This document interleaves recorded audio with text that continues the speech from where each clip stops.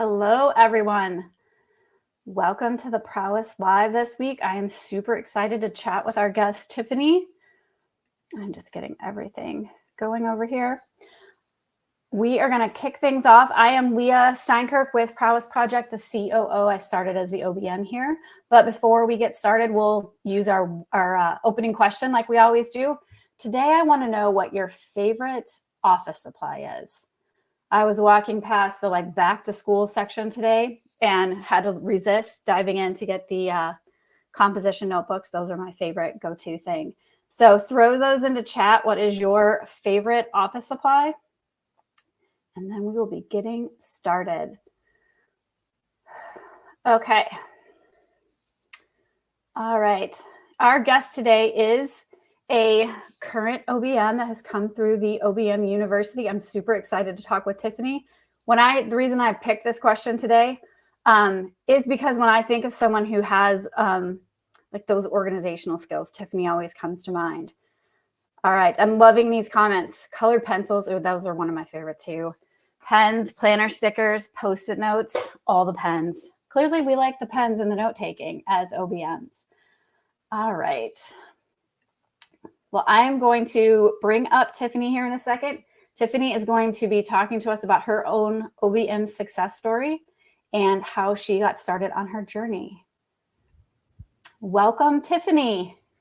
Hey, Leah. How are you? I'm good. How are you today? Good. All right. Do you have a favorite office supply? So Post-its is probably number one. And then second, calendar/planner. So that is usually my go-to. I try to go electronic, but there's just certain things about paper calendars. Yes. That and just the writing stuff down. Even I can have all of the systems and, tasks and all that, which I do love, but I still love the pen and the paper, especially if we're just in a meeting. So it's I'm constantly competing with my Read AI notes when I'm just writing stuff down. Awesome. Well, as I mentioned, Tiffany has come through the OBM University program to get started in her OBM career.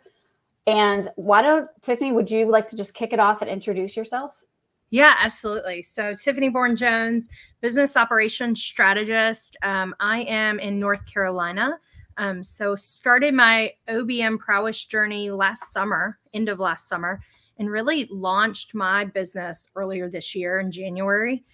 So a little bit about me and my background. So I actually started my career in human resources, primarily in healthcare, transitioned into process improvement, Lean, Six Sigma, project management, and then moved into more of an operations role, serving as a chief of staff for a period of time, and then operations and finance for an oncology center and cancer center. And so really kind of when Prowess talks about that quilt-like, patch-like, I think that's one of the things that drew me to Prowess, because that is kind of where my background was. Definitely not linear.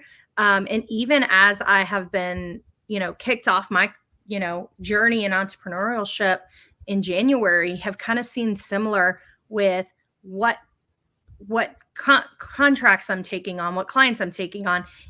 A little bit of what my skills are leaning into are different each time, and what I'm offering. Oh, I love all of this because yes, you absolutely have that patchwork quilt background, but you said a lot of things that I just want to break apart for our listeners. One, can you talk a little bit about, you talked about Lean and Six Sigma, and for those that come from a healthcare background, super important, but can you just highlight those and maybe how that was helpful as a transitional skill into the operations world? Yeah. So I remember early on in my Prowess journey, I had a potential client I was talking to, and she's like, your background's in healthcare. How is that going to help me? And I think for me, a Lean background and looking at process and just you're looking at time waste, resource waste. How do we streamline your process? I always say, if your frontline staff, hits the lottery tomorrow, do you know what they're doing? And so really leaning into that process piece of Lean Six Sigma. And for those that aren't as familiar with it, if you think about Toyota and a manufacturing environment, it's very much here's a widget. What do we do every time to replicate it? But really in a business, although every business is a little different, every industry is a little different, there are always pieces in the process that can be repeatable and replicated. Absolutely. And such a great example of a transferable skill, like coming out of that background. Because if you think about it, even in the online space, it's looking at someone's processes and being like, where are the redundancies? Where can we save time? Is it all documented, right? Like that's a huge piece of it. But my brain was going to funnels and nurture series, right? It's even though it's not a widget, even though it's not the healthcare or a staffing org chart, there's still, where can we make this as efficient as possible? Absolutely. Where do we save our time? Where do we, make sure we're not, have our to-do list that's, 20 Post-its long, if we can automate some of those features. Sure. And that's what a lot of the clients, that's what they're looking for, right? Because where you can save them time, that's also increasing their time to spend it on revenue generating operations. So again, going back to healthcare, there's just so many parts of that are transferable depending on what industry they're in. Absolutely. I love that. So how was it to transition from that to more of the entrepreneur space? So I think for me, it's been fun and challenging at the same time. So I think getting to take those skills and use them in other industries has been fun. But then also for me, although, we call it OBM, it's online business, I would say primarily as I've been working with businesses, I don't necessarily see them as online businesses, or they may not be traditional online businesses the way we think of them. So for example, a marketing agency I'm working with, although their whole team is remote, it's not a typical online business in the way that we often think of them as like a coach. And so really that's been the piece for me, is figuring out what is their business, what are their problems, what are their challenges, and then how do I bring that problem solving skill? Oftentimes they have the solution. It's what questions can we ask to help get them to come to the realization, and what data can I bring to the table from their business to help drive some of the decision making. Oh, I love that. Do you anything come to mind as an example, like how you have helped them visualize that data to get them where they wanted to go faster? Yeah. So I think one of the biggest ones right now, when I think about the marketing client that I have, she's been in business for 3 years. We just celebrated her largest month this past month ever in business. And I'll talk about her again probably later on. But for her, it was really having her realize what the number of clients she has grown, but what is our revenue per client that we're getting? And how do we make sure that we're spending the right amount of time and resources per client revenue? And how is she converting her leads? So she has a very high lead conversion rate of lead to client, but making sure that each of those leads are the right client and we're hitting the right revenue mark for each of those clients. And we're not just growing from a number of clients, but what type of packages are those clients coming in with? What I love about this is knowing you from like when you were getting started, because what you're saying is all of the thought process, whether it is an online client or like you're saying more of the brick and mortar business, all of this is important. But again, I think a lot of it, you are pulling in that background and what you were doing, whether it was HR or the finance space, and applying it to like using the emotional intelligence to apply to your specific client. Well, and using the emotional intelligence even to spin it for the client. So this specific client, when I asked her, I'm like, where did your prices come from? Like, where did you develop these pricing strategies from? And she's like, they're gut. And I'm like, okay, let's take a step back before we do anything else. Let's do some market research. What are your competitors doing? What are we seeing in the market as far as your rates? And are you in line with your competitors? Or do we need to adjust your pricing and look at your whole pricing strategy moving forward? And your whole package as a whole moving forward. Oh, I love that, Tiffany. And what I really appreciate about how you're saying this is I hear you asking your client questions. You're not coming in and saying, this is what we have to do. This is, oh my gosh, you got it from your gut. That's ridiculous. Like you're just continuing to ask the questions, which they just, I'm assuming, invite you more and more into their business, and the more that you can help them. Well, they trust you more. It's building that relationship with your clients because they know their business better than you ever will coming in as an outsider. And one of the things, whether it's, as an OBM or a project manager background, as a management and team leader, it's asking them questions, letting people answer because they have the answers 99% of the time. They just may not know how to get there. Mm-hmm. Oh, and well, this is like when we talk about wanting to be that thought partner, that sounding board.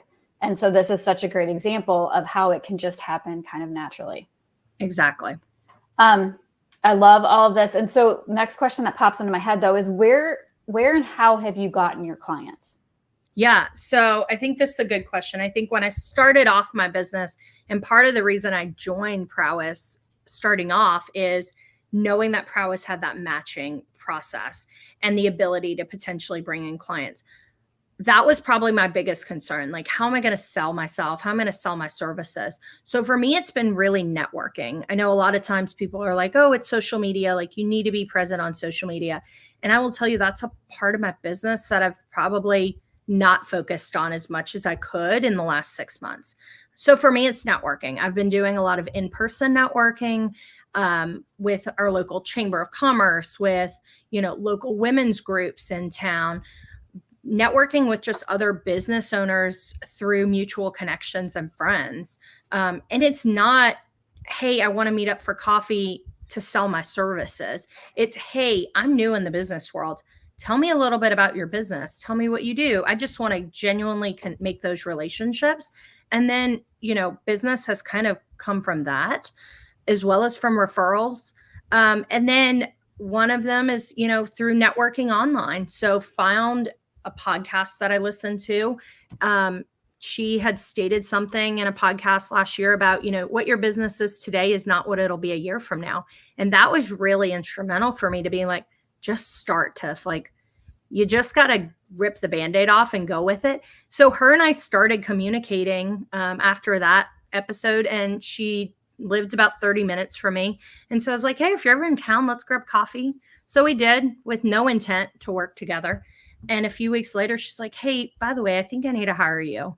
And so that's how I've gotten that business client. So I think it's really building those relationships and kind of networking in multiple areas and what feels right for you. So for me, it was the in-person networking, which is the irony of being an OBM, right?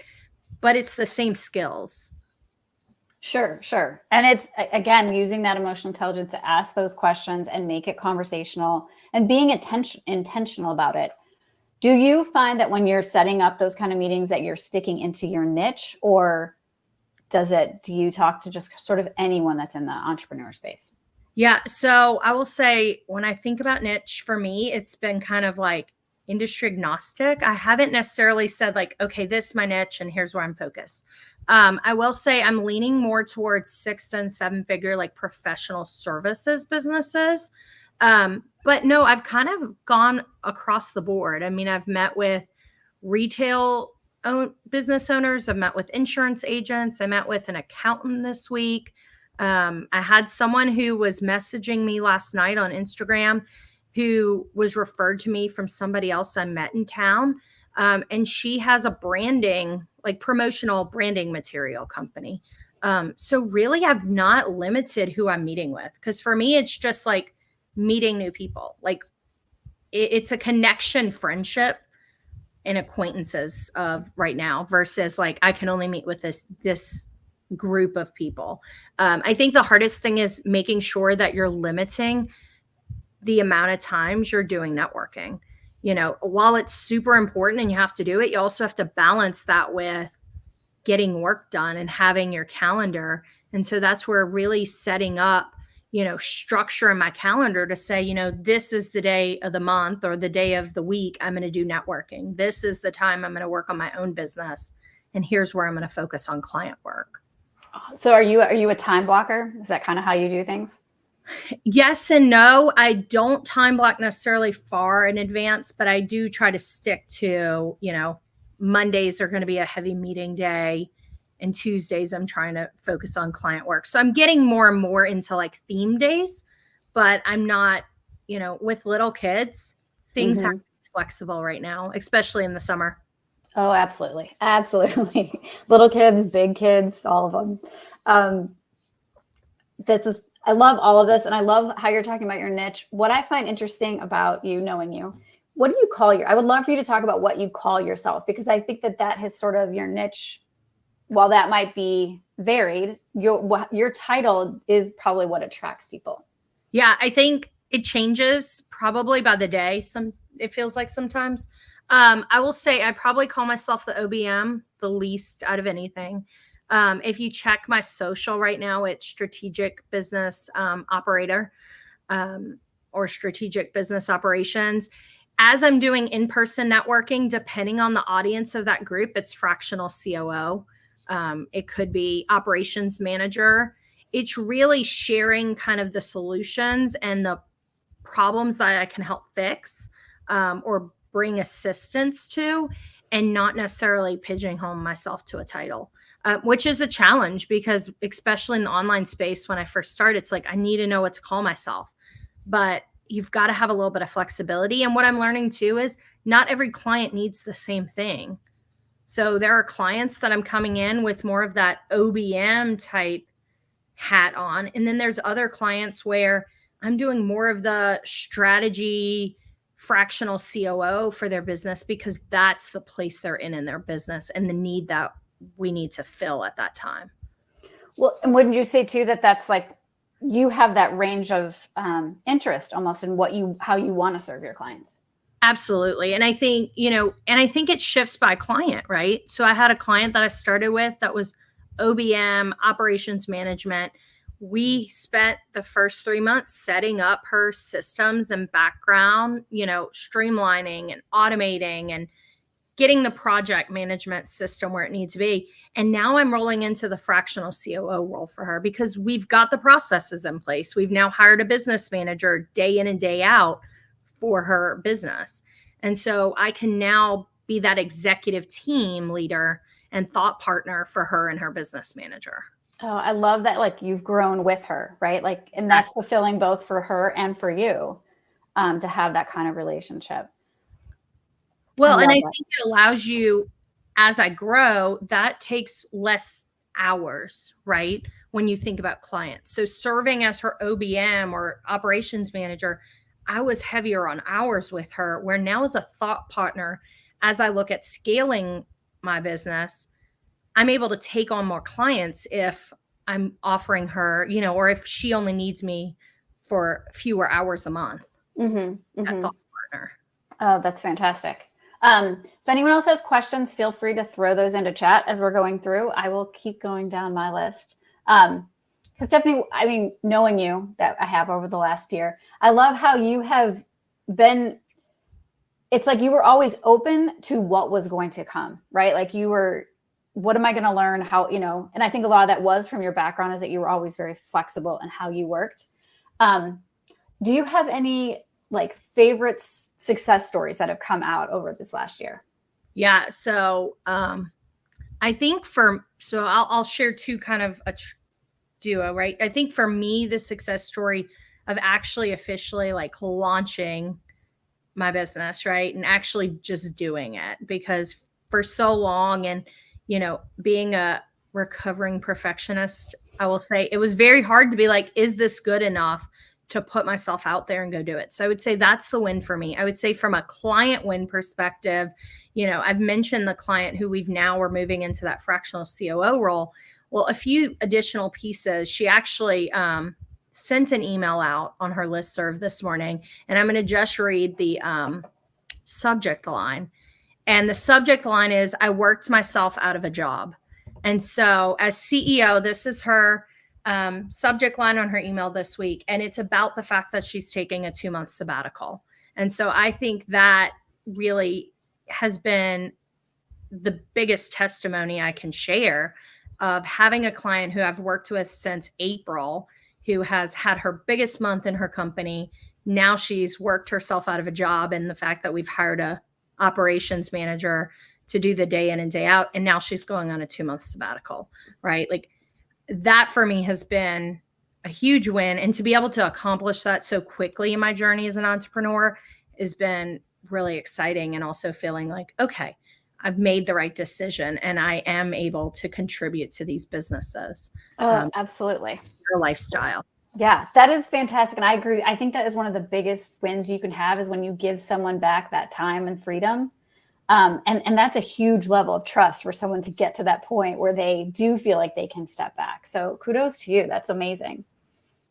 Absolutely. And Holly, I see your question. I think this is a perfect time to hit on it. So she asked, as you grew with that customer from OBM to thought partner, did your prices increase, decrease, or stay the same? So actually, I increased my hourly rate with her and decreased my hours. So my hourly rate went up quite a bit with her, decreased my hours, and then we actually have signed on. I offered her to do a 3-month or 6-month package as a fractional COO, and we will sign 6 months for that package by offering her. So yes, even though, with that role change, she sees the value that I'm bringing to her in the business and sees the value of, even though I am an additional expense to her business, if we're able to adjust the pricing and bring in and translate her leads. And we've got some additional strategies that we're working on for additional revenue streams for her. The cost benefit for her outweighs it to be able to bring her on. And I think the one other thing I'll hit on that, Holly, not even so much with this client, but pricing is always a tough conversation. I know Lee and I have had this conversation quite a bit as I was starting my journey. And I was having it just yesterday with a colleague and friend. Pricing can change just like your business. So there's going to be pieces in my business that have pivoted as I've had to, as I've figured out what I love to do more. I'm seeing some pivots, but also pricing is going to pivot. And so what I offered a price for my first client is not what I've now offered my price for my second, third, and fourth clients. And that's okay. You've got it. We've all, I think, have to start somewhere. And although, yes, you will hear like, know your worth, stand your ground on it.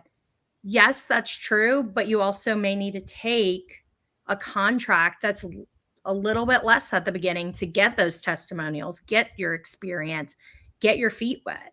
And so for me, I was willing to do that to start off. Did you have any other, because upping your rates, right? Like that's a huge milestone. Did you have any other milestones along the way that were like, I'm doing this, I've arrived, I'm officially in my business? So we have been traveling quite a bit this summer. And my husband was in the room having a conversation with a family member of his and was talking. And the family member said, well, when Tiffany's business is profitable. And my husband very quickly said, what do you mean when it's profitable? She is profitable already. And so that was kind of a personal win for me to be like, my husband and family are seeing it as well, right? Like Tiffany took a big leap of faith in some ways to go down this journey, but she's doing it, right? And she's making it work, and she's still able to travel and spend time with the family, but then also at the same time, yeah, you can do this. Yeah. Oh, I love that. That is a fantastic story, because it is sometimes hearing it come out of someone else's mouth when you're like, you're right, I have arrived. Yes. So that is fantastic. What would, that journey kind of, well, actually, let's get to this other question before I ask my next one. Have you ever done revenue splits? So, Angela, that's a great question. I have not yet. That's not to say I won't in the future. And that's not to say that my client and I haven't talked about it with some of her team members, right? But at this point, I haven't. I'd be curious, Leah, if you have seen others within Prowess or within the OBM, if you have. No, I mean, typically we see the project or the hourly, which I was going to ask you, do you have different, how are you doing that as far as on the website? Do you just list an hourly, or do you list projects, or how do you do that? Yeah. So I went back and forth on this, on if I was going to list my prices on my website, and you will hear pros and cons to it everywhere. For me, I actually put it behind an email login. So you have to give me your email. You'll then get my services guide. And then I offer 3 different packages. So I have a business boost strategy call, which is a 45-minute, you need some help, just kind of brain dumping, getting some priorities straight. So I have a set price for that. And then the 2 other packages that I basically offer is a quarterly intensive package. So a 3-month or 6-month in which we look at, deep dive into your strategy, spend, 2 hours, and then go into prioritizing that and setting out timelines and action items for you, and then check-ins throughout the next 3 months of the, your quarter, whatever timeline you come up on. So that is also a set price. And then the third piece on my service guide actually just says starting at, and I have a rate.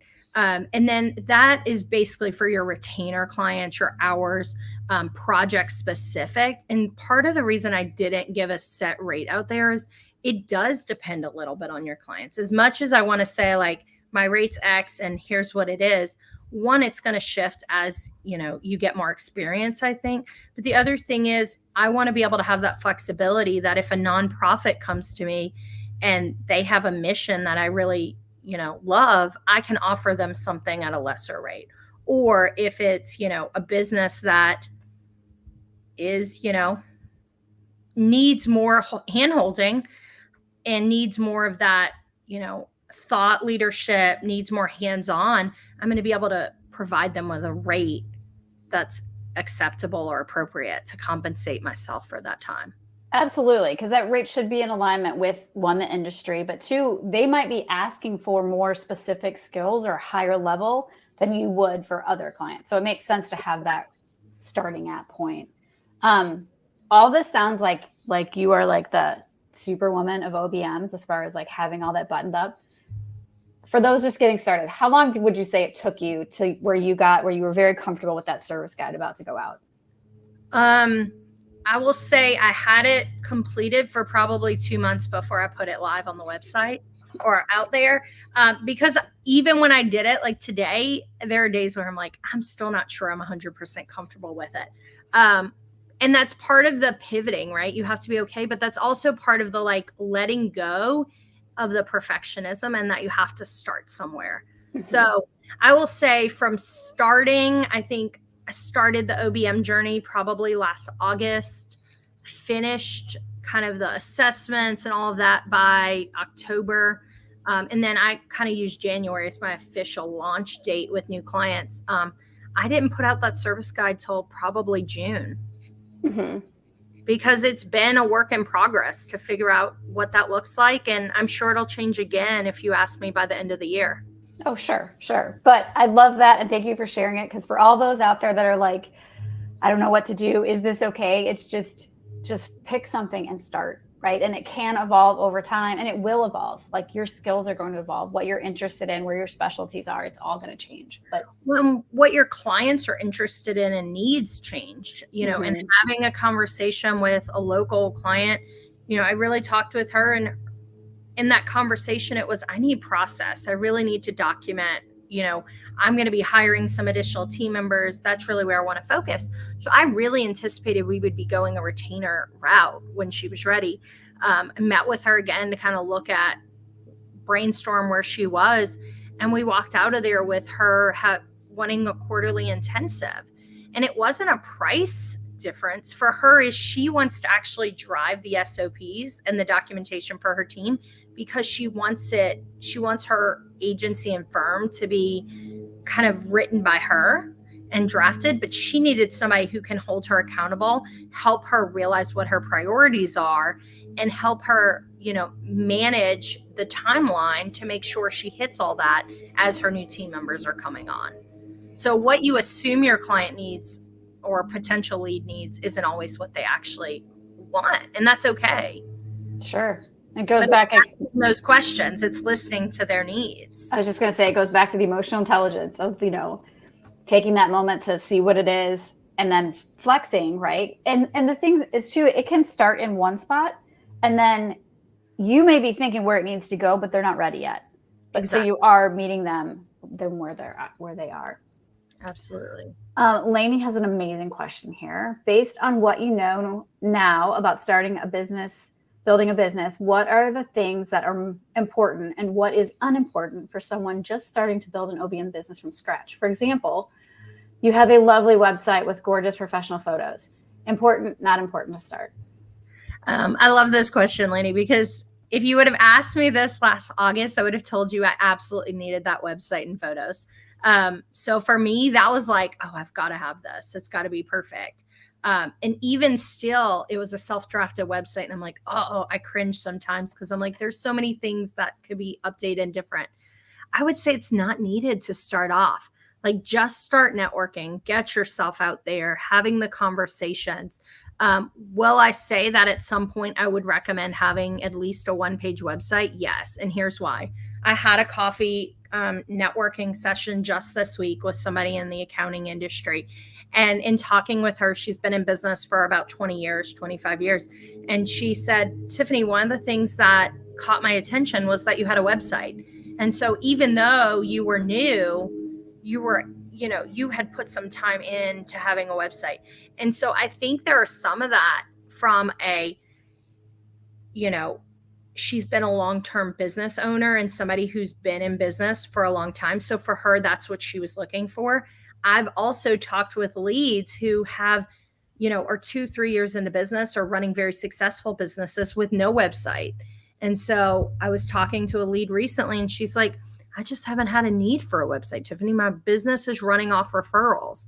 And I think that's okay. So it depends on your journey, right? And what you're looking for. So I think the most important thing I would say is the networking, right? Like networking and just ripping off the Band-Aid and like getting yourself out there. What am I going to do? What am I going to offer starting off? And just start offering it. I think unimportant, worried about what your business name is going to be. That was something that was high priority. Like I remember having multiple conversations with Leah around like, am I going to use my name? Am I going to come up with a business name? Like what is right? I'm already pivoting on some of that and that's okay. But network and take action. Don't worry about the website up front. Don't worry about the brand photos, right? Like those will come with time. But, you can start your business for very little overhead costs, like we talked about earlier. Now, I will say, go buy the domain. I recommend this, though, to my clients. Even if you have a business name, go buy your name domain because your name is not changing for the most part. At least go get that. And so, therefore, if you decide to use your name later, it's already there. And you can usually buy them relatively cheaply. Very smart. And also you could just be using it for your email extension. Like it might just be the professional part of it. But buying the domain, I do think it's important. And absolutely, you can use your LinkedIn, you can use your Instagram page and drive them into the DMs. You don't have to have a robust website. And like you said, websites can be a one-page, just a place. You just need that spot where if someone's like, yes, I want to get in touch with you, there is a link. So again, it could just be a QR code to your Calendly. And I think the other thing you could, I would say probably even before a website is potentially even an email capture. Mm-hmm. So you can get low cost to free email capture platforms. I would go ahead and get your email list going. Even if you're not ready to send out a service guide or send out a newsletter, you own the emails until they unsubscribe. But you own those. You don't own some of these other platforms. So I would say if you're going to invest somewhere, start building a process to at least gather some email addresses as you're meeting with people. Absolutely. This has been fantastic, Tiffany. If there's any more questions, feel free to put those into the chat. I was going to ask this question in a different way, but I think that you've already kind of answered that. We always ask, like, if someone's on the fence, if they want to get started. And I was going to say, what would you tell Tiffany of a year ago? But it sounds like it would have been just start. Like just, yeah. So for those that are like, I don't know if OBM, can I do it? What advice would you give to them? Yeah, I think, one of the things for me, and I've had, coworkers that are, past coworkers say like, why are you taking an OBM certification, Tiff? Like, you have a PMP, you have a Six Sigma black belt. Like, why'd you even go do an OBM certification? For me, it was a different skill set that I didn't have. I didn't have the systems knowledge. And so the thing that Prowess offered me in addition to the systems knowledge was the community, and the access to others that are doing similar things in their business or wanting to grow in their business, but also being able to come ask questions. And so I would say that is one of the benefits of having Prowess and having, Leah, and Natalie and all of the team to be able to say, hey, has anybody seen this before? Like, what do you think about this? Mm-hmm. Or, what do you suggest? It's one of my favorite parts, not just because I get to be like geeky about AI and technology when you ask questions, but just that community. Because when I was out before Prowess doing OBM work, I would tell Ashley, I'm like, it can be lonely because you are working behind a computer screen. It's not like the office where I could get up and go chat with somebody. So that community has always been super important to us. Absolutely. Angela, I see you asked a question on Linktree or ConvertKit. So, I have a few thoughts, I guess. If you have a website or if you have a domain that you're using, I would say instead of a Linktree, go ahead and build your website-links page. So if you actually go to magnoliarootsconsulting.com/links, you will see that is what I have posted on my Instagram and on my LinkedIn. But part of the reason for that is it will eventually drive more SEO and page views long-term versus if you're using a Linktree, you're giving it those views to them. So that would be my recommendation as for a Linktree. I've used others though. I've used Linktree. I've used Milkshake. It took me a long time before I actually set up mine because I had the website I need to do it. So as far as ConvertKit, I have actually used ActiveCampaign, Flowdesk, and most recently ConvertKit. ConvertKit I've been very happy with so far, especially if you're a visual person. So I like that in ConvertKit, you can actually see the email automations and build it visually to see like where people are coming into your funnels and into your email sequences and where they're going. And you can graphically look at those, I guess, visually. So for me, that I have been using ConvertKit, but that's not to say you can't use others. That was like a gold mine right there. All that information, Tiffany, that you just shared. I mean, especially the SEO, like that is such an important point. I actually have never thought about that, like how you're driving those leads. So you might as well get the most out of them if you're, because it's not like an OBM needs this ginormous email list. So that's a great point. Yeah. And like I said, it doesn't take long. And a lot of themes on websites now already have them built out. Mm-hmm. I think even in Canva, you can build out those and drop them into your website now with like click buttons to drive it on your own website.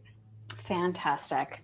All right. Well, Tiffany, thank you so much for your time today. It has been amazing getting to chat with you and hear more about the background of your story.